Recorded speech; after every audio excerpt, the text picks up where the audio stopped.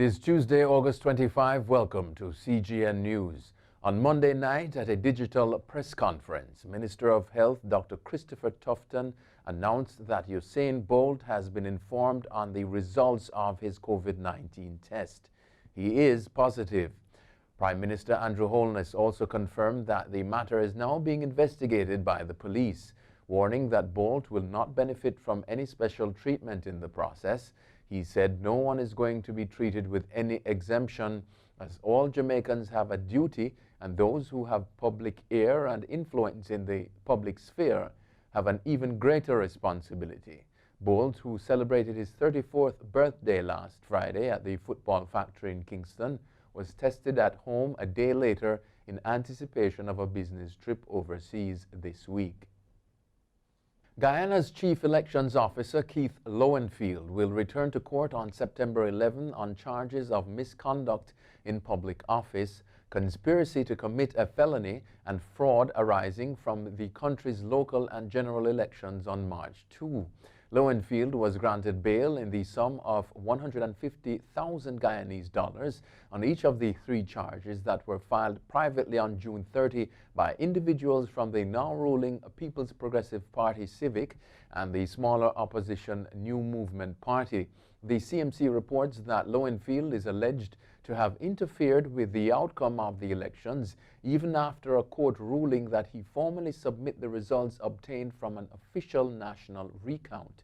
The impasse was settled earlier this month with the swearing-in of former Housing Minister Dr. Ifran Ali of the People's Progressive Party as president.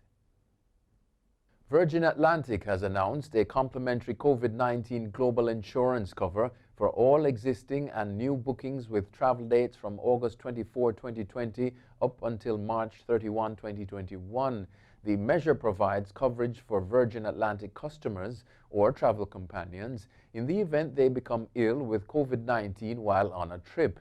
Emergency medical costs, associated expenses such as transport and accommodation and repatriation up to £500,000 are included, the company said in a statement today. The policy also covers expenses incurred up to £3,000 if a customer is denied boarding at either departure or in destination, or has to quarantine due to positive or suspected COVID-19 during a trip. Following its return to the skies to destinations including Barbados, the company is planning more services in the autumn as travel restrictions continue to ease, including London Heathrow to Montego Bay, Antigua, Lagos, and Tel Aviv. Overseas now. The Kremlin has dismissed accusations that President Vladimir Putin sanctioned the poisoning of critic Alexei Navalny. A spokesman for the Kremlin said the allegations were untrue and could not be taken seriously.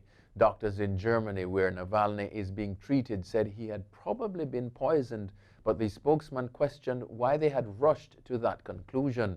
Navalny fell ill on a flight from Tomsk to Moscow last Thursday. His supporters suspect poison was placed in a cup of tea at Tomsk airport. A Brazilian congresswoman has been accused of orchestrating the murder of her pastor husband after multiple botched attempts. Flordelis dos Santos de Souza's husband, Anderson de Carmo, was shot 30 times at their home in Rio de Janeiro in June 2019. De Souza, 59, said her husband, 42, had been killed in a robbery.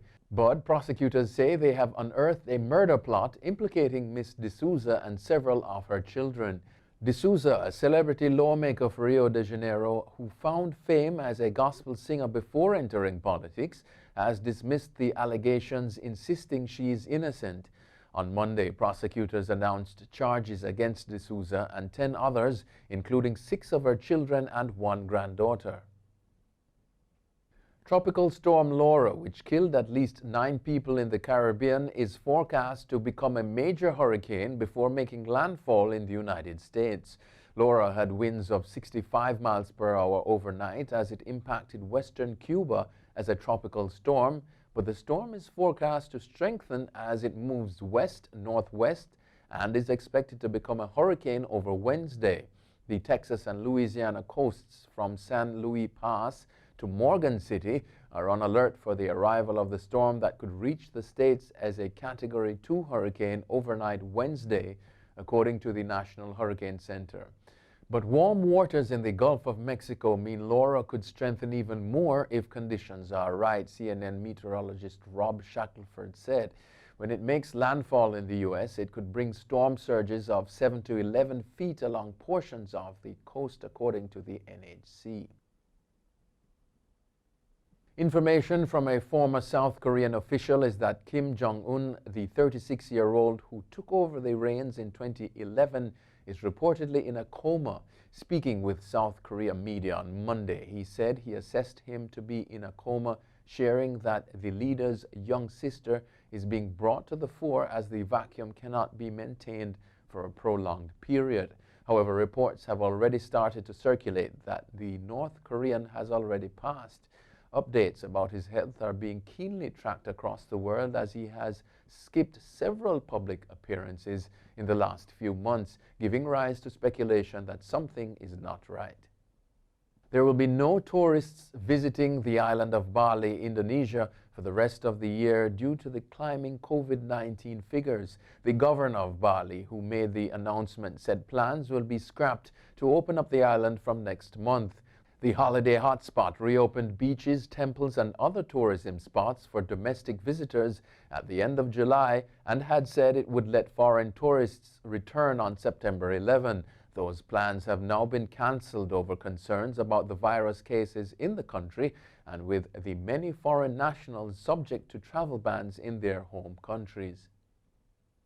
The Trump administration is facing a lawsuit from video app TikTok over its efforts to ban the popular service over national security concerns.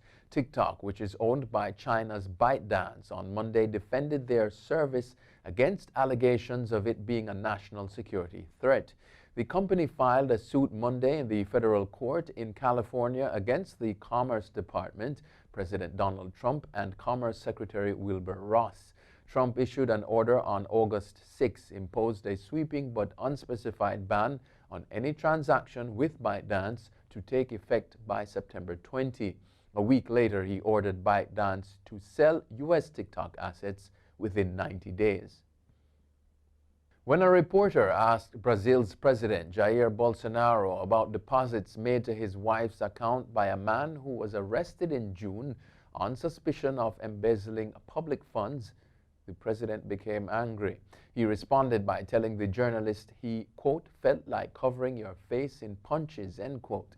Bolsonaro's reaction has prompted hundreds of thousands of Brazilians to take to social media to taunt him with the very question which so angered him in the first place. Quote, President, why did your wife Michelle receive 89,000 reais, US $16,000, from Fabricio Queiroz, has been tweeted more than 1 million times. Asked by other journalists on Sunday whether the utterance amounted to a threat against the journalist, Bolsonaro did not respond. That's it for CGN News. I'm Scott Wilson. Thanks for watching.